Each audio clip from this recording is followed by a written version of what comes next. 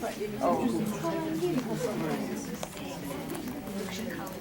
like it's just such a broad spectrum. Yeah. Yeah. But it is mine. Yeah, it's like a fat cost of $500.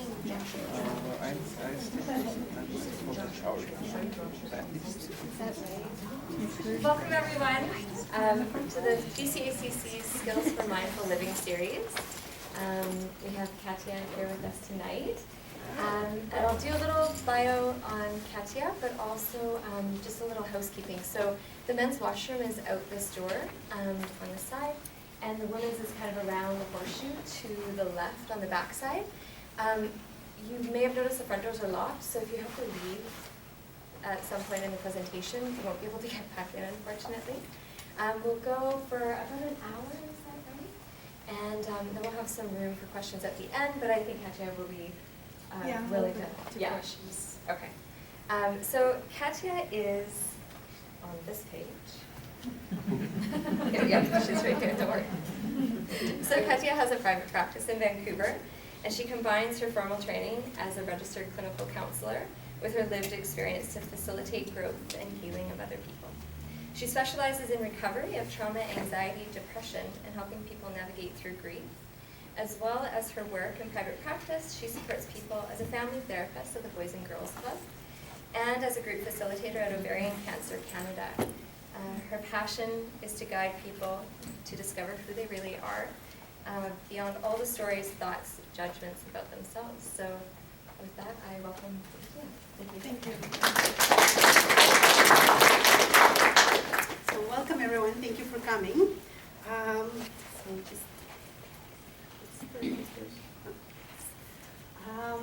Just by show of hands, how many of you know what mindfulness is? Okay. How many have done any kind of training, workshops, or, okay. So the group is pretty familiar with what mindfulness is. We'll do a few exercises, so I'm planning to do more practical as well as me talking. I'll start with letting you know a little bit about my relationship with mindfulness, and it has been a truly complicated one. So if I had to put it on Facebook, it would be complicated relationship with mindfulness. I was introduced to mindfulness when I was 13, and I was at that time training to do cross-country running, so long-distance running, and my coach introduced me to mindfulness, and I was fascinated by it and practiced every day, not because I had to, but because I was in love with it. And it was one simple exercise that he taught me was mindful breathing. A year later, we immigrated and came to Canada, and I continued that practice, but without any kind of guidance or any kind of support. What happened at some point is that I had an out-of-body experience, which was extremely scary for a 14-year-old. I had no one to ask about what was happening. I had no guidance, and it was really, really scary. So I said, that's it, breaking up with mindfulness. So I stopped. I stopped completely for about 10 years, until 10 years later I was doing my master's and was choosing my thesis, and mindfulness popped up. And I got very interested in it, and my thesis was on mindfulness-based cognitive therapy for pregnant women who have experienced postpartum depression in the past. So what I was doing is I was designing an experiment, a group, running the group and evaluating how it has impacted the participants, how it has impacted them on depression level and anxiety level. At that point, I was very much into research and have to show me everything. I have to see that it works in order to believe in it. Halfway through my thesis, I was fascinated by mindfulness. There's so much research on how amazing it is and how it works from anything from depression to pain management to things like schizophrenia. So halfway through my master's, I had a baby, and I remember that while being in labor, the doctor is like, do you want some medication? no, I'm going to do my mindfulness stuff and practicing every day. No pain medication, I know what I'm doing. So until the point where you couldn't take any more medication, and I was like, no, this stuff is not working. But what I found was that even though it was painful and I was in pain, I wasn't suffering. So my mind wasn't attached to something, to an idea. So that's where mindfulness was very helpful for me. What happened after is that I wrote a 300-page long thesis on mindfulness.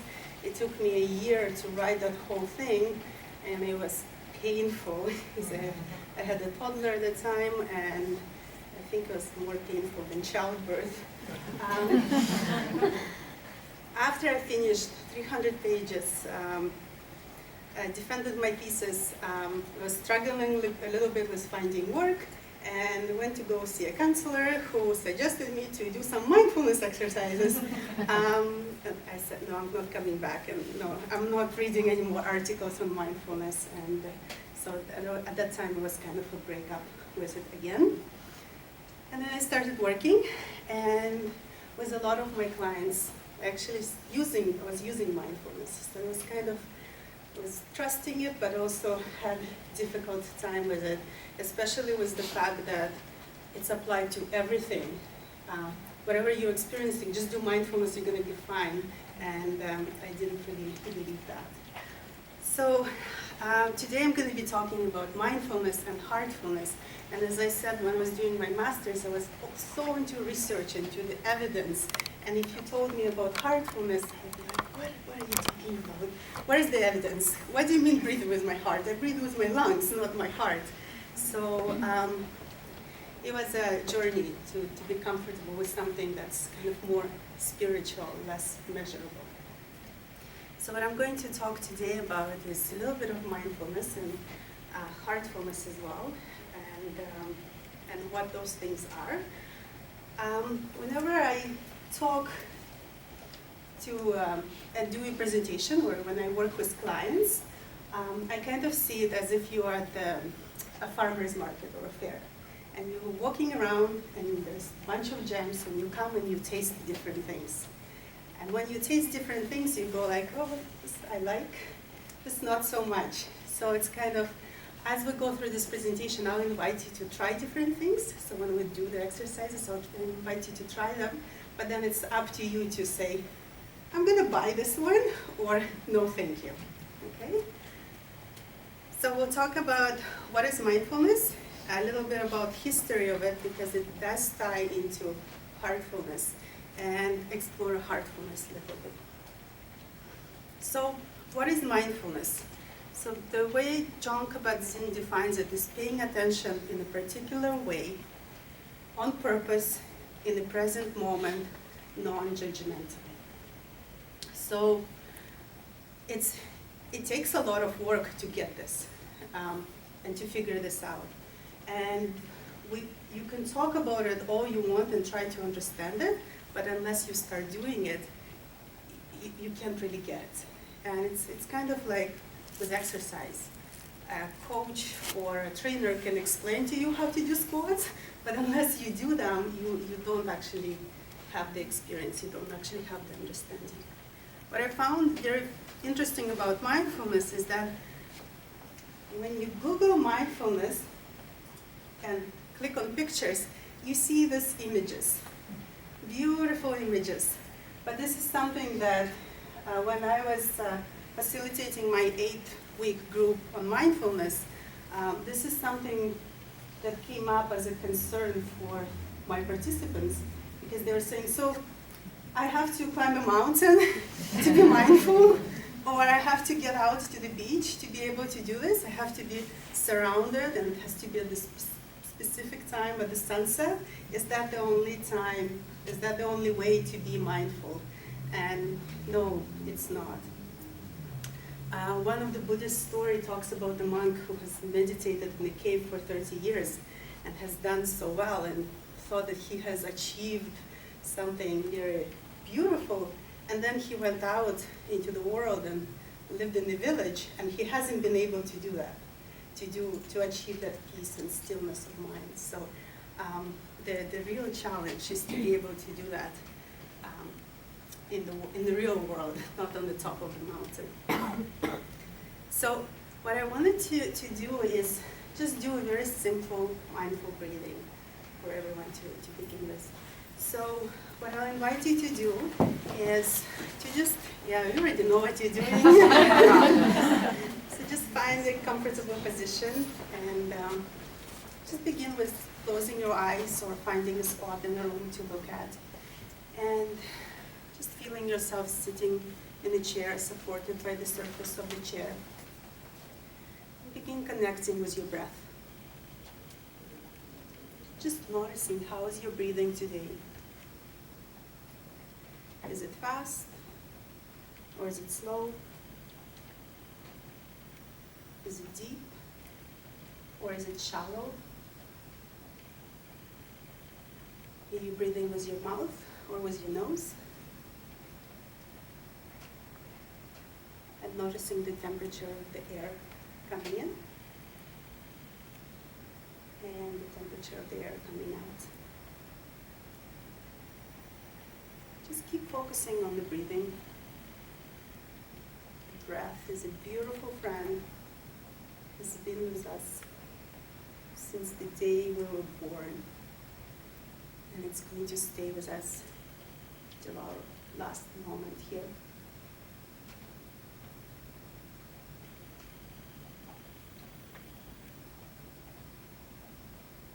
If you find your mind wandering away, just notice where it's been and gently bring it back.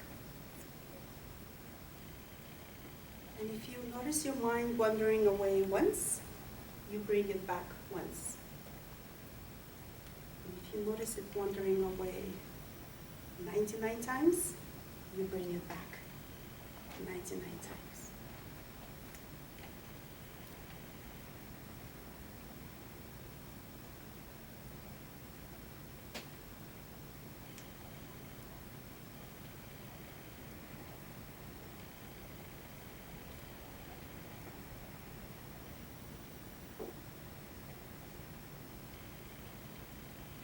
Notice right now how you're feeling in your body. Without judgment, just noticing how you are right now.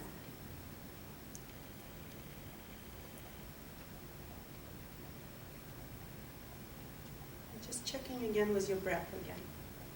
Just checking, is it any different? Is it the same?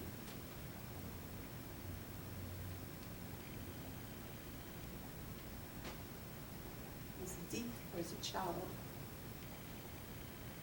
Is it fast or is it slow? There's no right or wrong way to breathe.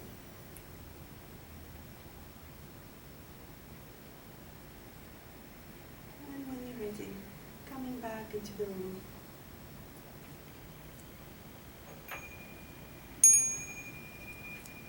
Coming back into the room and just come with a friend, just greet each other with a smile. Welcome back. Is anyone interested in sharing how their experience was? Yes. Well, I know as soon as I do any kind of mindful breathing, my body immediately relaxes. Relaxes. Yeah. It's like I anticipate just going, I'm just going to focus in on that. Yeah. Yeah. And have you done practice mindfulness for a while? Not as much as I'd like Yeah. to, but yeah. It sounds like your body already kind of knows, it's kind of conditioned to. I have this thing that I just keep yawning. And I start paying attention to my breathing. And I yawn a lot. And I find that really distracting. Distracting. Yeah. So that's something that you would just notice, yawning, right? And then going back to focusing on the breathing. Yawning is interesting. It's sometimes can be a response for releasing stress. Or sometimes after sub-trauma sessions, some good sessions, clients say that they yawn a lot. It's kind of releasing. Yeah. So yeah, mindfulness is there's a lot of things that are going to be happening, right? When I'm doing the exercises in the group, the door opens and everybody looks, but it's like you look and then you go back. You check where you are and you go back, right? So this is one of the pictures that you can find on the internet about mindfulness, and it's full mind or mindful. And one of the things about mindfulness is sometimes confusing is it's confused with meditation. And mindfulness isn't necessarily a meditation, even though there is mindful meditation, but there is also mindful experience. So walking on the street and observing, seeing what you see, rather than your mind going away somewhere on a vacation, or sometimes not a vacation, goes to work and does lots of lists and lots of things. So mindfulness basically can be seen as being present, being present with what is. And because it's not necessarily meditation, you can do it anytime, anywhere. There is formal mindfulness practices, and then there's informal mindfulness practices. So formal practice would be something that you sit down for 10 minutes in the morning and we do the breathing, we do the meditation. And informal practices can be done throughout the day. So when I talk to clients, we kind of find out the practices that will work for them. So you can wake up and begin with breathing, just taking 5 mindful breaths. That's already mindfulness. Washing your face, taking a shower, and doing that mindfully. Feeling the water on your face, feeling the temperature, being in that time, rather than thinking about how many emails you have to answer or how you're going to get through traffic, is being in that time. Even drinking coffee, that first cup of coffee, drinking it mindfully. Getting in the car and putting, like, one thing is, I'm just going to put my keys in the car mindfully. That's one thing I'm going to do mindfully today. Eating. So one of the first mindfulness practices that usually introduced is the raisin, right? Mm-hmm. So doing that mindfully and choosing one thing I'm going to do mindfully. I'm going to drink a glass of water mindfully today, or choosing one thing, one breakfast or lunch or snack that you're going to do mindfully. And it can be done in 60 seconds or it can be done in 5 minutes. Walking to work, giving someone a hug. So choosing one person to whom you're going to be giving a hug mindfully, just one person. So there is a lot of practices that can be done mindfully, and it doesn't have to be a sitting down meditation for 15 minutes. So mindfulness has to do a lot with the monkey mind. That's what a lot of mindfulness books talk about. It's not that monkey on the top. One of the things is it's about what is monkey mind. Does anyone know what monkey mind is? Going crazy, yes? So one thing is thoughts. So if you have ever seen monkeys in the movies or in life, they just like all over the place, right? And that's how our mind is very often. It's all over the place. It's jumping from branch to branch to branch to branch. And you sometimes just lose track. Where has it been? Where did it go? But we know from cognitive behavioral therapy, we know that our mind affects how we feel, right? It affects our feelings. So what we think affects how we feel. So if our mind has been on a journey that we don't even know where it's gone, it is impacting us, even if it's mindless jumping of the monkeys. The attachment. So if you have heard the story of how in India they catch monkeys, so those are very sad stories, they basically put a box, or like in this case it's a coconut, and they make a hole, and they put something in there. So the monkey comes in and it puts the hand, grabs the banana, right? Or whatever is in, and then it can't, there's not enough space to pull the hand out.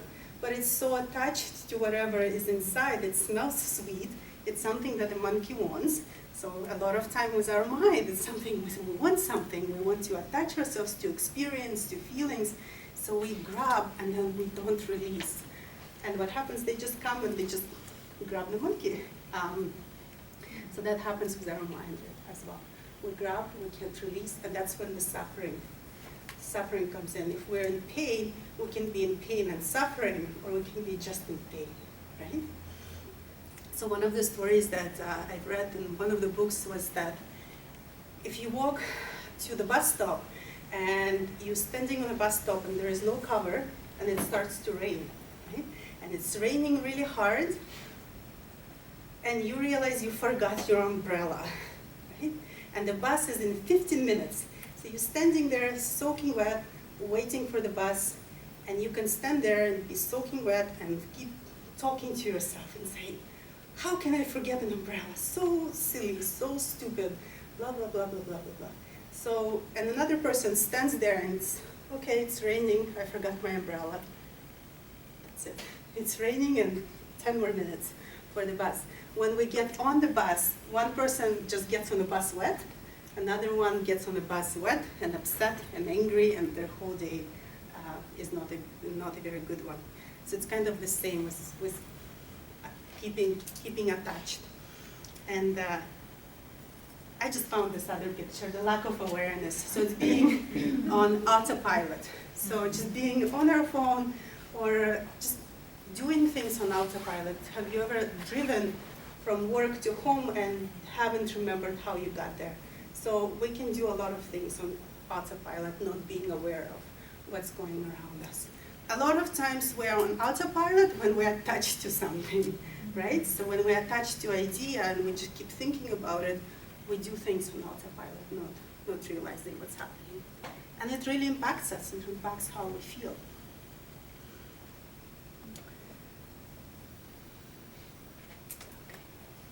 So a little bit about history of mindfulness. Mindfulness has been around for thousands of years. It's been thousands of years. It came from the Buddhist tradition, but a lot of other religious traditions have aspects of mindfulness. Meditation, prayer, they have all aspects of mindfulness. John Kabat-Zinn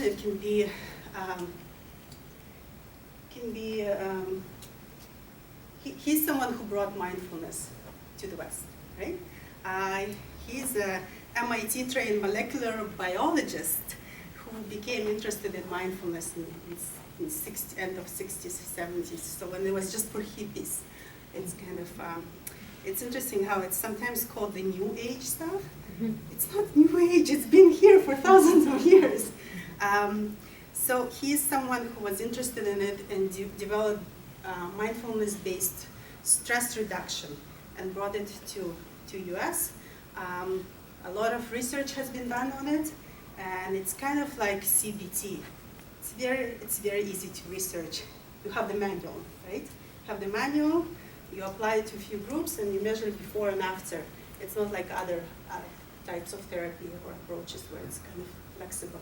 You just do it by the manual and you measure, and then you get the results, and everyone loves it. So mindfulness today, if you Google the word mindfulness, I Googled it today, and you'll get over 36 million hits. So over 36 million hits. That's how popular it is. It's embraced by celebrities, business leaders, politicians, and athletes. You will see it everywhere. It's everywhere. It's recommended by teachers, doctors, clergy, psychotherapists, midwives, even prison wardens, and in military. They use it even in military. My son is in kindergarten, and they do mindfulness. He came home teaching me about what mindfulness is. So that's funny. So there's talks, classes, online courses, books, apps, you name it, everything on mindfulness. And when you look into media, it has a lot of promises. So there's a promises of to be happier, healthier, stronger, faster, smarter, richer, you name it. Just applied to everything, which is great, but sometimes can be concerning, right? How good is this stuff? So from the research, we find that it's helpful for stress reduction, relaxation, depression, anxiety, addiction, anger, sleep, pain management. So there's a lot of research, and it's a lot of positive research on mindfulness. But also for more heavier stuff like bipolar, chronic pain, addiction, trauma, eating disorders. even like high blood pressure. So where is the word mindfulness came from? So that's a very interesting point to make. So it came from Buddhist, and Sita is translated into English. So I wanted to talk about English and German translation. If we translate it into English, it's translated as mind or Geist in German. But then when you look at the definition of word mind, it comes with so many different definitions, right? It's not just rational mind. If you look at the dictionary, it's defined as intention, disposition, education, heart, soul, and spirit. And same in German, it's intellect, wit, spirit, and soul. But the thing is that because it's defined this way in the dictionary, that's not the way we think about it. Like, we don't think about spirit when we think about mind, right? We think about mind when we think about the cognitive stuff, not spiritual, not more feeling stuff. So that's kind of important. But when we actually look at what mindfulness is, it's practicing mindfulness doesn't only involve awareness, doesn't only involve mind. It's also cultivating inner attitude of kindness or heartfulness towards what is happening. So this is something that sometimes is lost in translation, or lost in those kind of in those trainings, the 8-week program that introduces mindfulness. So in one of the books I read by John Kabat-Zinn, he was saying how when they were thinking about how we're going to call this program, how we're going to translate it, and they were actually thinking between two words, heartfulness and mindfulness. And they were really struggling. And they went with mindfulness because if you're publishing in a scientific journal, that's something that would be much easier to get through than heartfulness. I remember I was in my last year of my master's program, and I was like, what? Heartfulness sounds so beautiful. And I named my practice Heartfulness. So what John Kabat-Zinn says that is in Asian languages, the word for mind and the word for heart are the same. They're not different words, they're the same. So when you hear the word mindfulness, we have to inwardly also hear heartfulness in order to understand what it is. So if you're hearing heartfulness, if you are not hearing heartfulness, when you're hearing mindfulness, you are not really understanding what it's about. Mindfulness is pointing at something beyond words, underneath thinking. So this is what he says, but when you call it mindfulness, I've struggled understanding it, because mindfulness, for me, it has to do with mind. But it actually doesn't. It has very little to do with mind. It's actually stepping away from the mind. So when he talks about beyond words and underneath thinking, what is underneath thinking? What is underneath all of this? And for me, the way that I understood it is actually from theory of Virginia Satir. It actually really helped me understand what it is.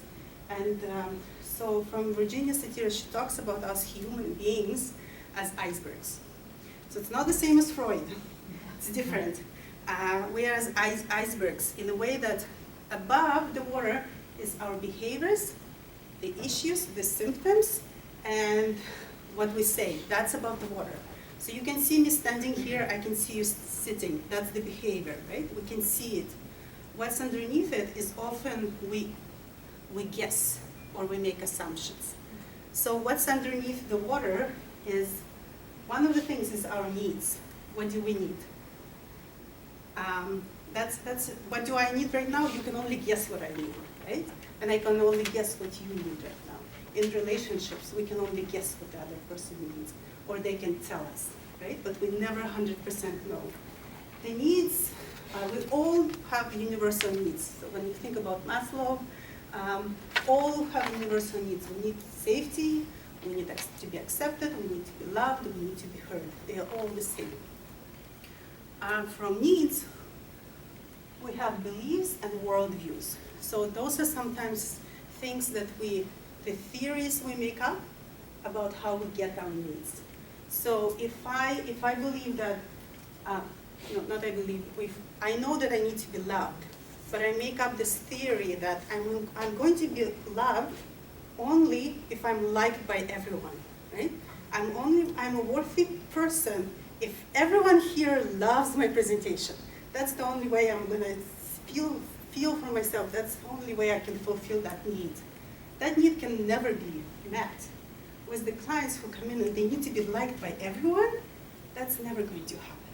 So, so about needs, we make beliefs, we make formulas and views. And then we have expectations. So I have an expectation of myself to behave in a certain way so that I'm liked by everyone, right? We also have expectations of others, and we have expectations of others of us. And what happens is that when those expectations are unreasonable, we cannot be happy, right? Then it comes to emotions and feelings. When our expectations are unreasonable and they cannot be met, we feel bad, we feel horrible. And then it impacts how we behave, right? Our emotions impact how we behave. So when I was studying satire, I really understood all of this. This made sense to me. The last point that she made did not make any sense. And I kind of got it, but I couldn't really understand what it was. And the last one, she says that underneath needs, underneath beliefs, expectations, emotions, and behaviors is our true self. So that's who we truly are. Who would we be if all our expectations were met? Who would we be if all our needs were met? And we didn't have to worry about this. What kind of person would I be? What kind of person would everyone be? And this is true self. She talked about it as our kind of inner energy. This is who we are. This is our energy. And that's something that I struggled. But when linking that with mindfulness, that's the heartfulness. That's the sensing. That's being in the moment. Because when we're being mindful, we're in the moment. And in the moment, most of the time, all our needs are met. Most of the time, we're okay. We're safe, and we're good. Most of the time. So that's where this heartfulness, the true self comes in. This is who we are. So what is heartfulness? And now I'm going to be talking about what heartfulness is and kind of different places it comes from. So one of the things, it's state of being in the center or locus, where a center or locus of control is on the heart. So something that I want to do right now is doing one simple heartfulness activity. So just like you know what to do with mindfulness, it's going to be very similar. We're going to be doing that. So just find yourself sitting comfortably on a chair, supported by the chair, and see if you can close your eyes or find a place to look at. And begin connecting with your breath again. Just noticing your breath.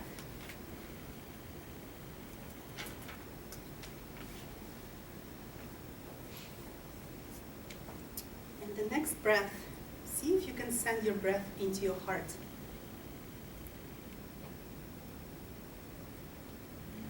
Just notice how it feels to send your breath into your heart.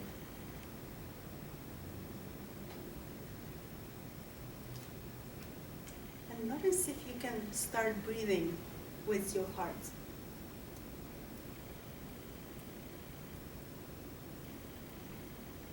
Your heart breathing.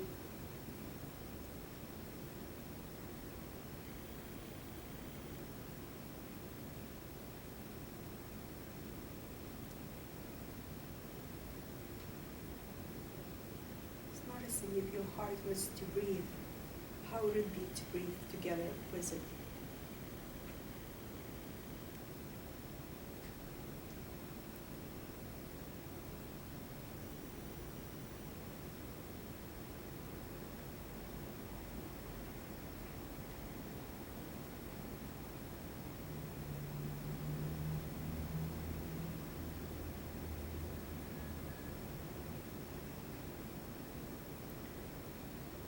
same, if your mind wanders, just gently keep bringing it back.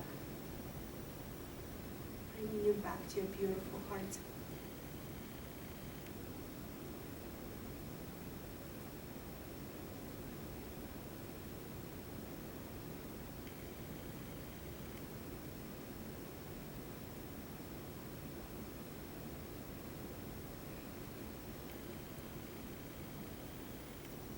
Beating of the heart.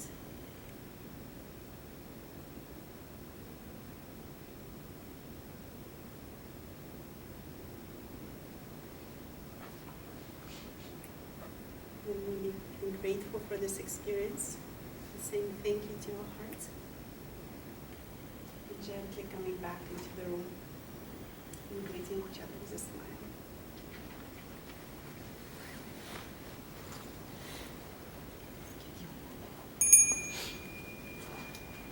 Welcome back. Does anyone want to comment? We did that one breathing with the heart, and we did the breathing with the mind. Was the breath. So we did the breathing with the breath in the beginning, and now breathing with your heart. So the focus was on the breath versus the heart.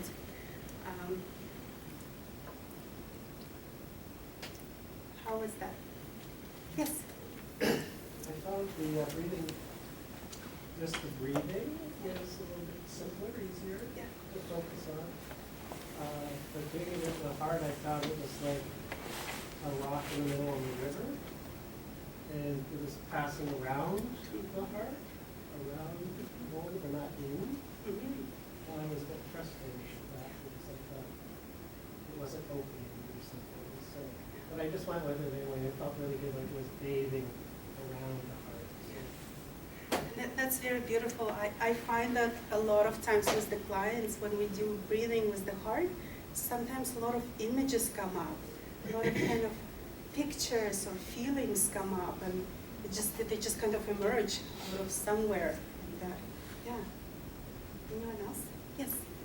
I experienced in a larger, more open awareness of my field. Open awareness of. Yeah. So that's something that you can't measure that, right? It's amazing. There was a hand here. Yes. I have a question and I'll comment first. So I'm thinking every time with mindfulness, it depends on for that day where you're at. Like for example, like I had a long day, but I had a good dinner. The kids are fed. I'm with a lovely friend of mine. I got everything in bills. So I'm very content. And when I do the mindfulness breathing, it's just everything is just like the universe is just peaceful. So when I did with the heart focus, it was pretty much the same, but I felt when I stopped, my heart started beating fast because I was telling myself to just focus on the heart. That was different. But my question is that every time when you were giving a little bit of instructions, and you said when your mind goes away to the other things, bring it back. So that is different because I feel like with the mindfulness, the way I have heard and I do it in my practice, like as much as I can, is that when your mind goes away, you let it be, because you need to stay where you're at. You know what I mean? So I feel like it's a little bit different. So you don't bring it back to. So in my question is that do you think you need to bring it back to a center, because I feel like you need to be where you're at. If it goes away, let it be. So it's just noticing where it's been, and then just bringing back the focus to the breath or to the heart. So it's like not letting it. You can also do meditation where you just watch your mind jump from place to place, right? There's sometimes we do a meditation where you kind of watch it as bubbles or clouds, and you watch where it goes. That's another way. That's focusing attention on the mind. So there's different ways of doing mindfulness. You can notice the sound. You can focus on the breath. You can focus on what you see. You can focus on your thoughts, right? But it's basically if you choose to focus on the thoughts, that's what you're focusing on. And then if you stop focusing on the thoughts, you notice, okay, I wandered off, like now I'm focusing on the colors, bring it back to the thoughts. So this mindfulness purpose, so there's an intention. So does that make sense? Yeah. Anyone else? So yeah, so this focusing on the heart is a little bit different. And the thing is that it's like someone mentioned, like sometimes you're not going to experience everything great, right? But that's the thing with mindfulness. Mindfulness is not to experience the world in a beautiful way. Mindfulness is actually one of the 8 practices of Buddhism that leads to enlightenment. And that road to enlightenment is not just butterflies and flowers. There's challenges, right? You encounter pain. So this is something that mindfulness sometimes promises us. It's just going to be beautiful and peaceful. This is very often a product of that. But sometimes, like, with therapy, we're not just talking about good things. We sometimes dive into very difficult things. And this is something that this practice of mindfulness, when we go back to Buddhism, it's not just about getting to peace. It's basically getting through some of those challenging things. And when we connect with the heart, we sometimes encounter things that are not okay, right? I'm noticing right now that I have a heavy heart. I'm noticing right now something is not okay. Right? I found that it's fascinating when in some of the texts they say breath, focus on the breath. It's been with you since you were born. It's going to stay with you till you're going to die. And I found that's amazing thing about heart, that our heart actually starts beating at like one week of gestation. So the cells of the heart begin before we start breathing. That's amazing. So the cells, before they even form into the heart, they start beating. They imitate the movement of beating before they even become the heart. So the heart is there even before the breath. Another way of looking at mindfulness is compassionate mindfulness. Heartfulness is compassionate mindfulness, an inner attitude of kindness and openness toward what is. And so this kindness and openness, and this kindness is illustrated by one of the stories from Buddhist tradition where a woman is making a fire in the forest. She's making a fire and the demons come at her. There's 3 demons. Her biggest fears, biggest anxieties come at her, and they try to scare her in the dark. And she just keeps collecting the wood and making the fire.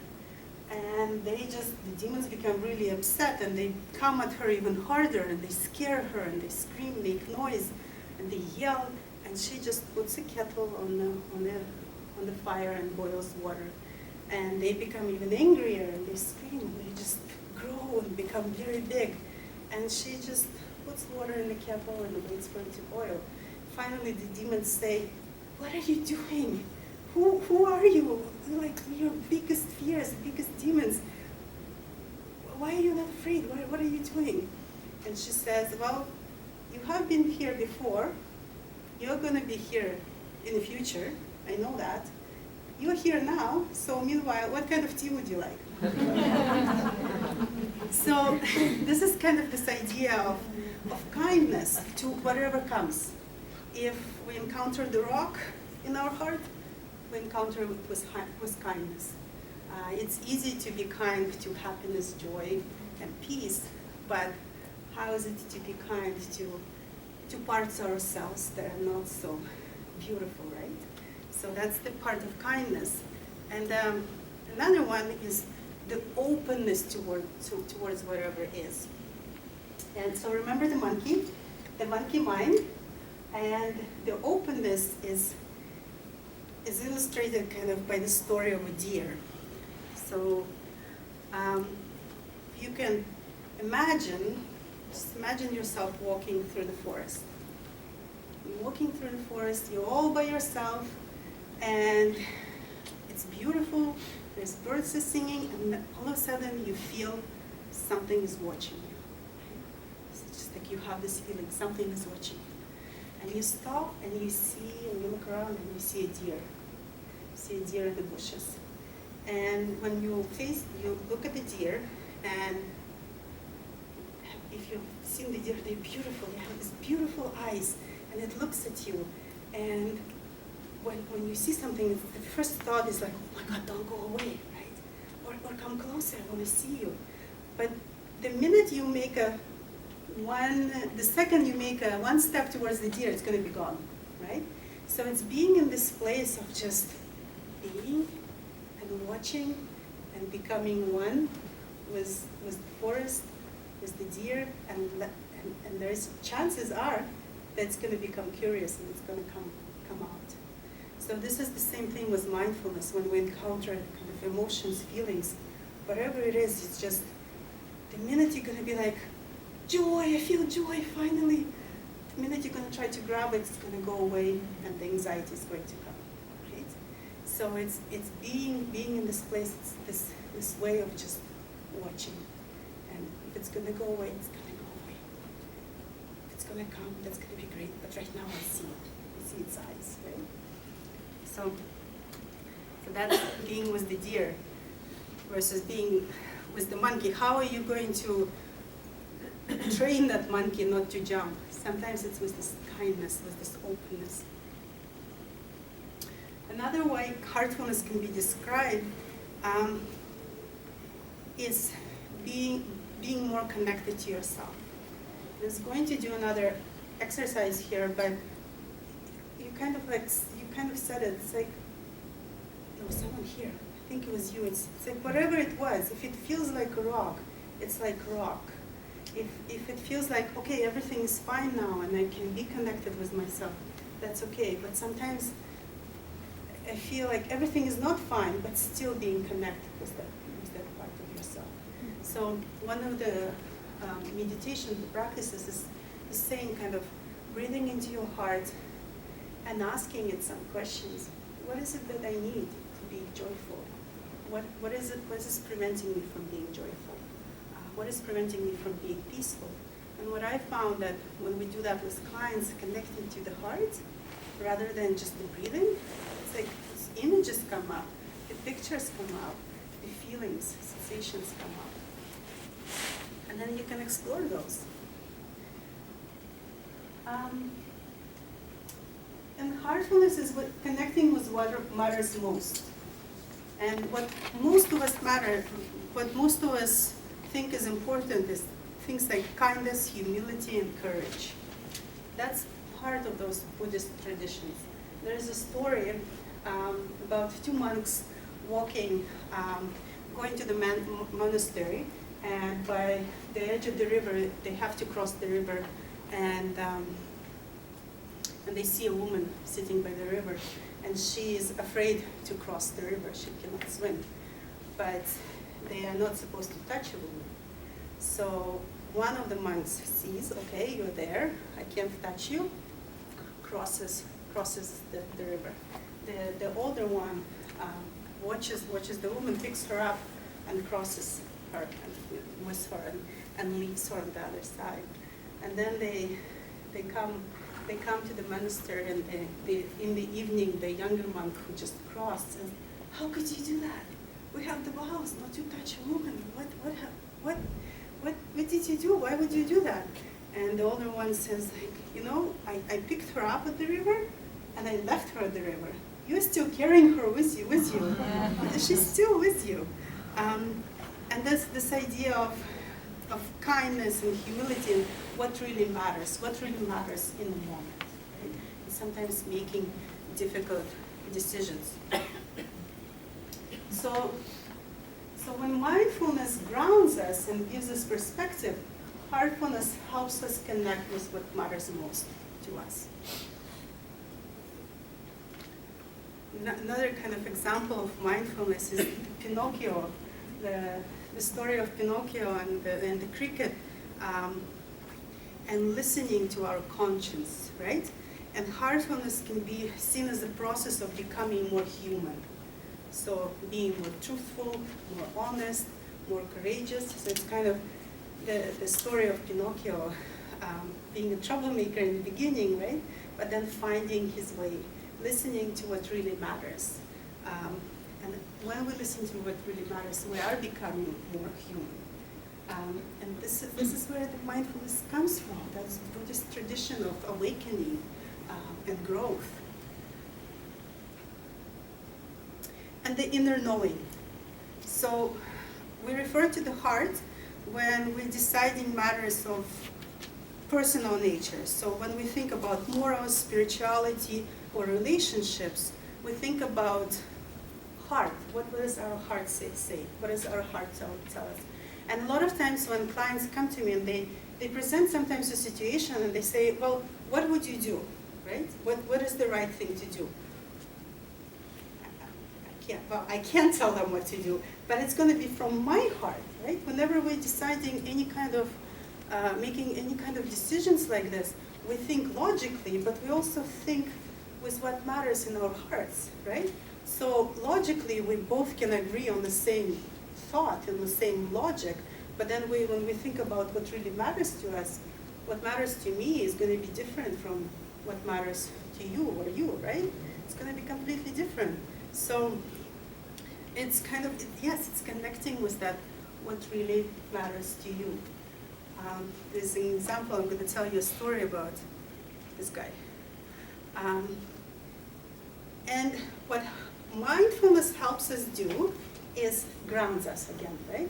It brings us to this place where we can actually listen to the heart. We can listen to what's important. And sometimes when we ground ourselves,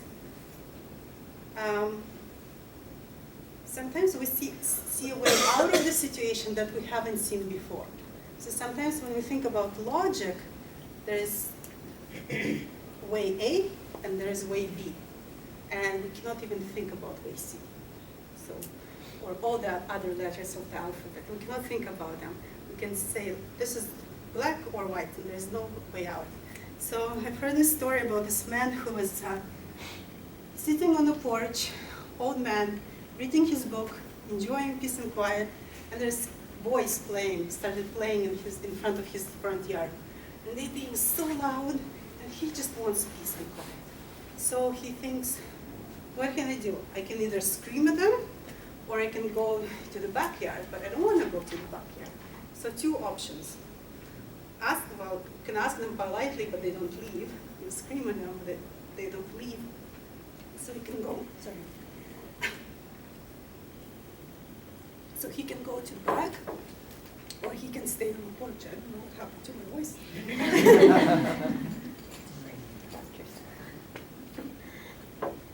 So, being mindful, he breathes. And what he does next is he says to the boys, come here. I'm going to give you 25 cents for being very, very loud. Can you be very loud for the next 2 hours? And the boys take 25 cents each, and they're very, very loud. Next day they come in, expecting the money. So he gives them 25 cents again, and they're becoming very, very loud. The third day they come in, and he goes, I only have 10 cents for each one of you. So I'll give you just 10 cents today. And the boys go, no way, we're out of here. So they go to play at another house. So this is kind of what mindfulness can help us do. And this heartful way of doing with humor, with this kind of detach of ourselves, right? Is finding a way, being more creative. It helps us being more creative. And that breathing with your heart, and connecting with your heart, and then asking you the question, but sometimes it'll give you beautiful answers. Almost done there. No. So another way of looking at heartfulness is feelings such as love, compassion, kindness towards ourselves and others. Who doesn't know what loving kindness meditation is? Okay, you all know? I don't know. You don't know? Okay, so this is one of the meditations that I don't think we have enough time, but it's basically, connecting with your heart, and it's repeating certain lines, right? May I be happy, may I be safe, may I be healthy, may I be peaceful, may I be loved, for ourselves.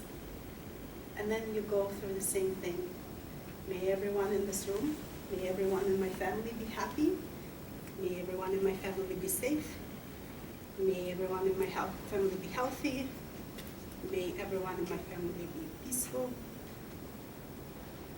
And may everyone in my family be loved. And then you can go even further. May everyone on this earth be happy. May they be safe. May everyone on this earth be healthy, peaceful, and loved. And you can go even further. You can choose a person you cannot stand and send all of that to them. Or even further, you can choose a person that hurt you and send the same to them.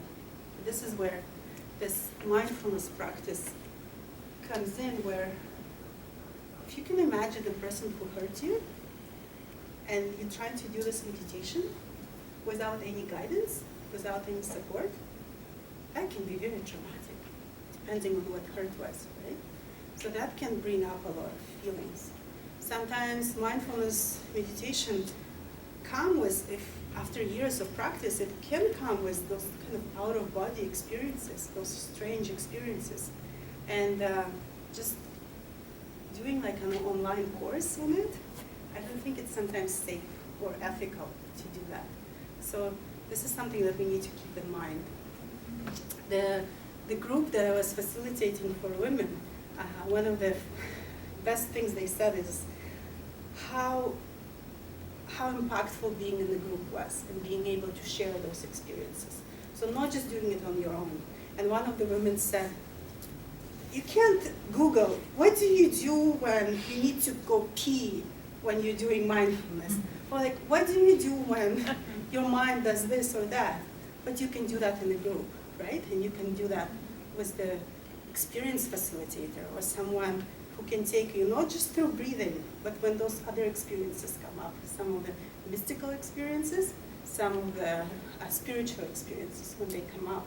This is something that needs to be taken into account, because mindfulness was taken out of a spiritual tradition where people weren't doing that on their own. They were doing it under guidance. So this is kind of a question of just taking it out like that and stripping it of all those other important things and just presenting it in a manual, something that can be difficult. One of the most beautiful things that come up with mindfulness and heartfulness is the sense of compassion. So this last thing, last slide that I was talking about, sending love and compassion to others, but also to ourselves. And in a lot of research, they say that that's one of the beautiful things that come out of mindfulness training, is being able to be more compassionate with ourselves and with others. And I think in therapy, in my experience in working with clients, that's one of the biggest things that we're missing as human beings in today's society, is being compassionate with ourselves. And I find that when I can somehow help clients to find that compassion for themselves, everything just becomes a little bit easier. So, yeah. I have a slide here, just an interesting things I found about the heart language. And when we encourage someone, we give our heart to them. When we fall in love, we share our heart. When we do what we love, we follow our heart. When something is really meaningful, we have our heart set on it. When we're feeling compassion for someone, our heart goes to them.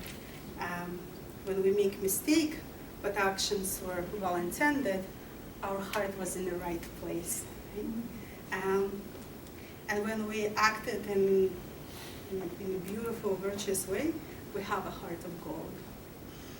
And then the last thing that I wanted to say is about the heart science. So this is for me, my journey was, my experience with mindfulness and heartfulness is like, I still sometimes cling on that, like, I need the proof, I need the research. That's my training. It comes from years of being in university, right, in grad school.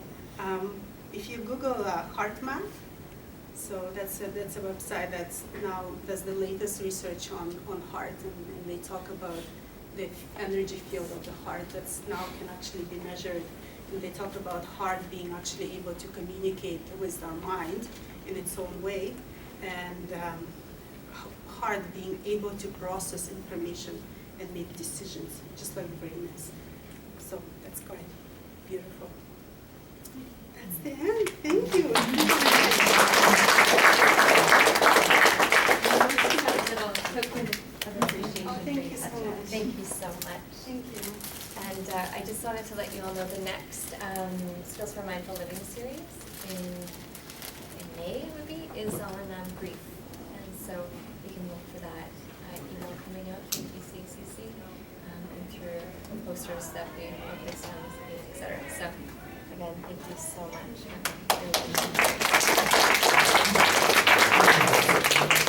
So, can you go back to the heart language one for a moment, please? So I also wanted to say, I think the camera is off now, right? Yeah. So if anyone wants to ask questions and was shy,